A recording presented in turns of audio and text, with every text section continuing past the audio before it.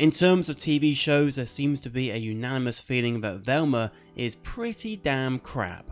With an IMDb score of 1.3 out of 10 and a 6% audience score on Rotten Tomatoes, it really has united the online communities. Now, the show is not currently out in the UK yet, but like a slippery slug, I found a way and I have watched the first 4 episodes. As you can clearly see, they have made some changes to the classic Scooby-Doo characters, with Scooby-Doo not even featuring at all. And the show is supposed to serve as an alternate universe origin story for our Mystery Inc members, with a love quadrangle in place. If you weren't aware already, the opening scene of episode 1 will definitely tell you that this is an adult animation compared to the usual kids animation with Scooby-Doo, as we see a group of naked schoolgirls in the locker room, including Daphne and Velma, and they discover Brenda has been murdered with her brain removed as well.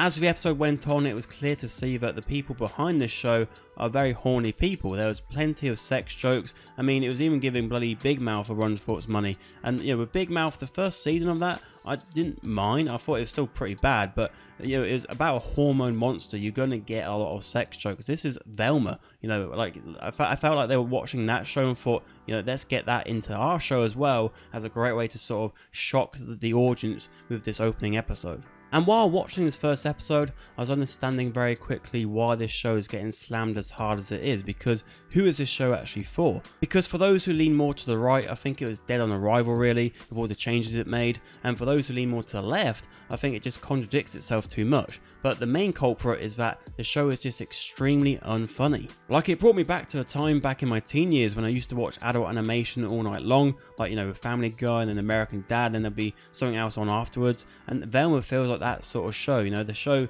me and stoners would fall asleep to. In this show, Fred is the privileged white dude with the small penis, and he is the butt of many of the jokes. Velma believes that he was the one to kill Brenda, so he gets taken away, but we find out at the end of the episode that also Krista has been killed.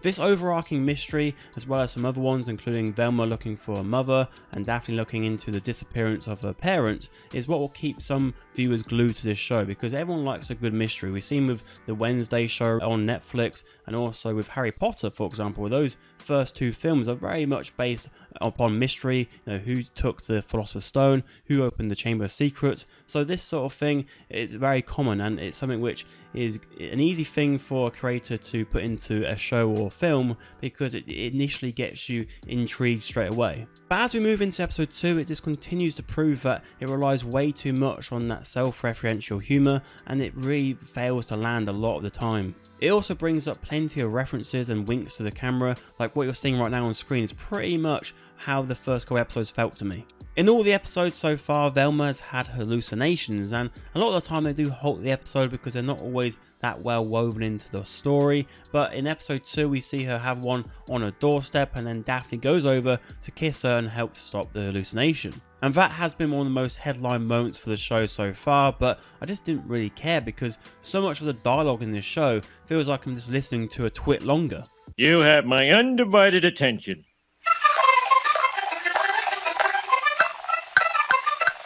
Even though this series is not doing such a great job of it, it's still good to see a show where women get more of a major role to play, and also with this show we have a bisexual woman being the lead character. But what I've noticed with many comedies in recent years is that when writers get an opportunity to boost women up, they take that same opportunity to take a swipe at men and make some really crappy male characters to go alongside them. And it's like, you don't need to have one side go up and the other side go down, and for some reason they think that might make a bigger impact. It doesn't. And another issue of Velma is that it's tied to that Scooby-Doo IP, which includes beloved characters of a family show. And the thing is with Velma as well, if you actually did explain this to someone, actually explain a basic premise of the show, you would say it's got some potential. But they decided to wrap themselves in that security blanket of Scooby-Doo to make sure that they would get eyes on the show, because if it didn't, to be honest, it probably have been in a state of obscurity. But we've seen plenty of this in the last decade with cinema, with all these nostalgia bait films. It's just a safe bet. Anyway, back to Velma. Does episode 3 and episode 4 show any improvement?